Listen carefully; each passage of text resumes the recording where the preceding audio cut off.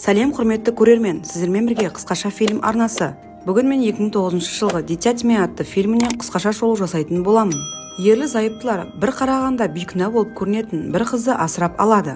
Жақсы қаралым тілеймін. Ерлі-зайыптылар Кейт пен Джон босану кезінде үшінші баласынан айырылады. Осы қорқынышты оқиғалардан кейін олардың некелерінде де қиыншылық басталады.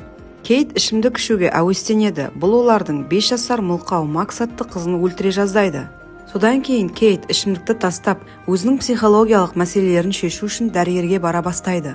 Сеанстардың бірінде әйел күйеуі екеуі балалар үйінен бала алғысы келетінін айтты.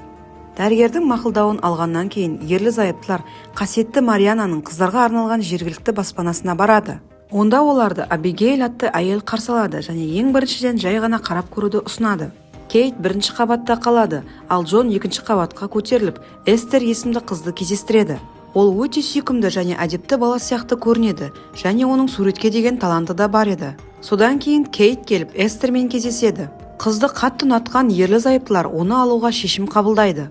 Абигейл қыз туралы айта бастайды. Оның отбасы өрт кезінде қайтыс болып, басқа елден келген екен, және балалар үйінде тұрғанына 1 жыл болған. Құжатты сұрақтармен шешкеннен кейін жұп Эстерді үйіне алып кетеді.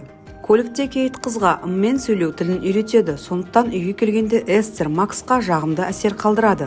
Әжесі мен үлкен баласы Дэниелмен кездескеннен кейін Эстер өз бөлмесін көруге барады. Кешке сыйлық беру кезінде Дэниел отбасындағы өзгерістерге қуанышты емес екенін түсінеміз.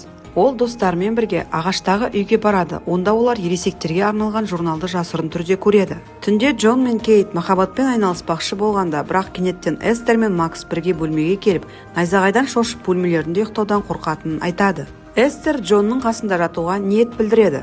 Келесі күні таңертең Кейт Эстердің киім таңдауындағы біртүрлі стилін байқайды. Әйел балалар оған күлуі мүмкін деп түсіндіруге тырысады. Бірақ Эстер ешкімге ұқсамаудың еш жаман жері жоқ дейді.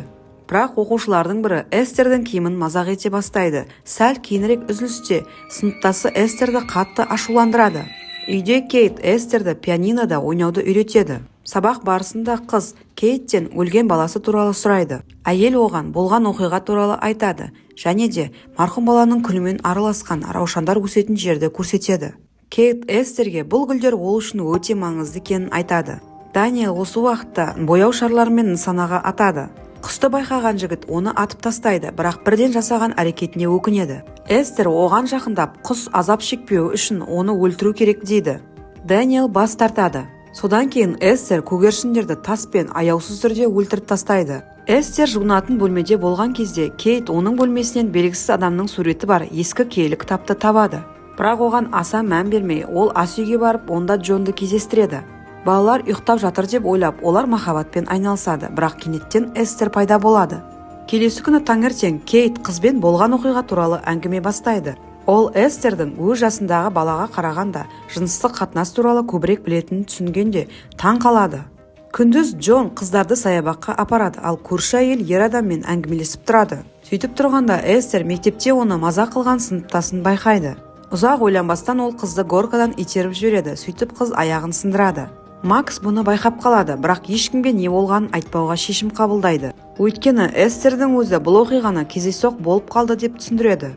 Макс негізінен үлкен әпкесіне еліктеуге тырысады. Дэниел керісінше оның психикасы қалыпты емес деп санайды және оны әпкесі деп атаудан бас тартады. Кешке Кейт Эстердің пианинода керемет ойнайтынын байқайды. Ол одан неге ойнай алмаймын деп өтірік айттың деп сұрайды. Мен тек сіз үшін солай жасадым деп Эстер оған жауап береді. Түнде ерлі-зайыптылар арасында барлық оқиғалардың кесірінен жанжал туады. Сондай-ақ Эстер Кейтке Джон серуендеу кезінде көрші әйелмен флирт жасағаны туралы айтады. Ер адам өзін ақтауға тырысады, бірақ Кейт 10 жыл бұрын болған опасыздық туралы есіне салады. Ал жанжал одан сайын күшейе түседі. Осы уақытта қуанған Эстер ұрыстарды тыңдап бөлмесінде сурет салып отырады. Біраз уақыттан кейін оларға Абигейл келіп, ерлі-зайыптыларға Эстердің бір көрінгендегідей сүйкімді болмауы мүмкін екенін мойындайды. Балалар үйі мен алдыңғы мектепте бірнеше рет қыздың қатысуымен болған жан түршігерлік оқиғалар болған екен. Абигейл Америкаға көшкенге дейін тәрбиеленген балалар үйіне хабарласуға тырысатынын айтады. Қыз олардың әңгімесін естіп қалады және де Максқа барып, Абигейл оны балалар үйіне қайтарғысы келетінін айтып, оған көмектесуін сұрайды. Қажетті заттарды жинап алғаннан кейін олар жолға шығады. Онда Эстер Максты итеріп жіберіп, және Абигейл кішкентай қызды қағып кете жаздайды. Әйел балаға жақындағанда Эстер пайда болып, және манақты балғамен аяусыз өлтіреді.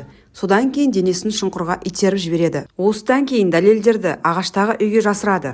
Эстер қызды көмектескені үшін түрмеге жіберілетінін айтып қорқытады. Содан кейін ол оны жақсы көретінін және ешкімге ренжітпейтінін айтады.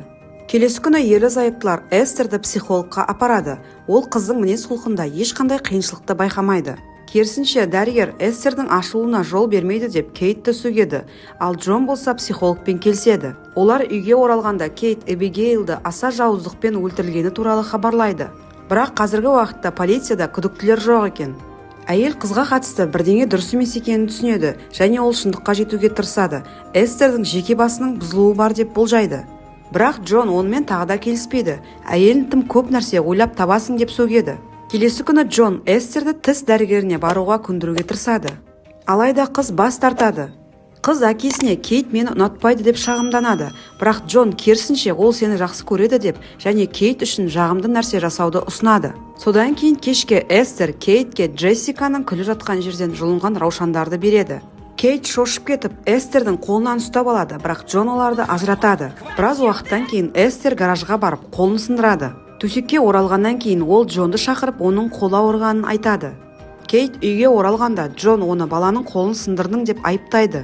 Кейт ашуланып кетіп, 2 бөтелке шарап сатып алады, бірақ ол Макстың жағдайын есіне алғанда, ол бірден ашық бөтелкені төгіп тастап, екіншісін тығып қояды.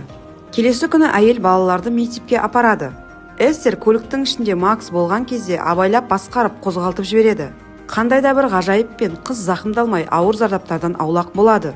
Үйде Кейт көлікті тұрақ тежегішіне қойдым деп ант береді, бірақ Джон оған 1 бөтелке шарапты көрсетеді.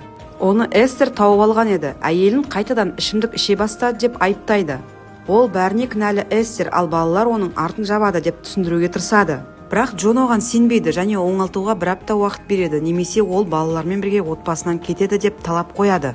Осы уақытта Даниэл Макстан ағаштағы үйде Эстерден құтылуға көмектесетін дәлелдер бар екенін біледі. Келесі күні Кейт Эстердің бөлмесінен киелі кітапты іздеп жатқанда Макс олардың артынан еріп барады.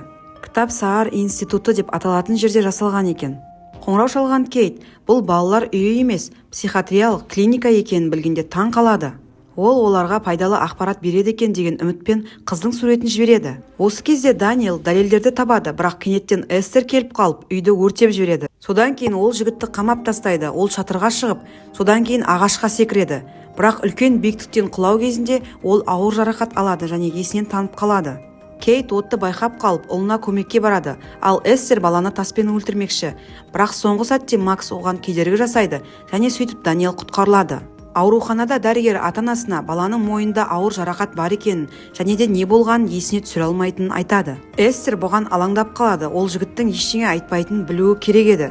Кейт отбасының әкесін Эстердің бәріне қатысы бар екеніне сендіруге тырысып жатқанда, қыз Даниэлдің палатасына кіріп, оны тұншықтыра бастайды. Көп ұзамай жігіт өмір белгілерін көрсетуді тоқтатты, бірақ дәрігерлер баланың есін жинай алады. Сөйтіп Кейт Эстерге жұдырық ала жөнеледі. Көңіл күйі түскен Джон қыздарды үйге әкеледі. Эстер жоспарының 2 бөлігін бастайды. Ол ашық қысқа көйлек киіп, макияж жасап, және стресстен ішкен Джонды қызықтырып азғыруға тырысады. Бірақ ол Эстерді итеріп жібереді.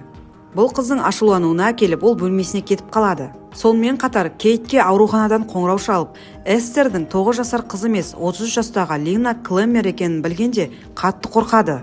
Яғни ол қыз сирек кездесетін гормоналды бұзылулардан зардап шегеді екен. Яғни бұл дененің өсуін тоқтатып, және оның балалық пропорцияларын сақтап қалады екен. Бұрынғы балалар үйінде де Лина өзін кішкентай қыз ретінде көрсетіп, асырап алған отбасының тәрбиесіне түсіп, ондағы әкелерді ойын бөлуге тырысқаны белгілі болды. Бірақ сол әкелерді қарата алмаған кезде Лина бүкіл отбасын өлтіріп, содан кейін үйін өртеп жіберген екен. Дәрігердің Кейтке айтуынша, Эстер ең қатыгез науқастардың бірі болған. Және ол кем дегенде 7 адамды өлтірген. Әйел полиция шақырып, көлікпен үйге қарай асығады. Осы кезде Джон Эстердің бөлмесіне барып, оның суреттерін тауып алады.